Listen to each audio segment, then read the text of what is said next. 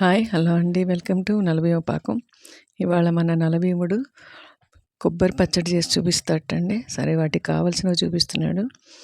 ముందుగా చిన్నగా ముక్కలు కట్ చేసి పెట్టుకోండి కొబ్బరి చిప్పని. దానికి ఒక నిమ్మకాయ సైజ్ అంతా, పెద్ద నిమ్మకాయ సైజ్ అంతా చింతపండు నానబెట్టేసుకోండి. ఆ తర్వాత స్టవ్ వెలిగించి బాండీ పెట్టుకొని మూకుడు పెట్టుకొని అందులో 2-3 టేబుల్ స్పూన్లు నూనె వేసుకోండి. కావాల్సినంత వేసుకోండి.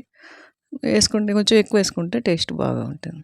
అందులో 1 స్పూన్ శనగపప్పు, మినప్పప్పు, కొద్దిగా జీలకర్ర, ఆ తర్వాత ఆవాలు.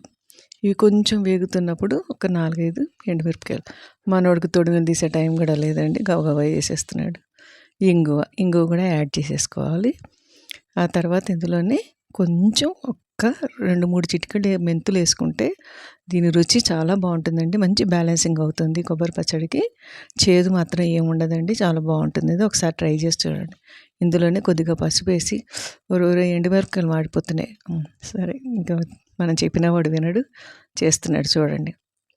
ఇందులోనే 5-6 పచ్చిమిరపకాయలు, కరివేపాకు వేసి కొద్దిగా వేయించేసుకుని కొబ్బరి ముక్కల్ని ఇందులోనే వేసి ఒక 2-3 నిమిషాలు వేయించుకుంటే ఆ పచ్చడి మన ఫ్రిడ్జ్లో కాకుండా బయట నిలవ ఉన్నా కూడా పాడైపోదండి.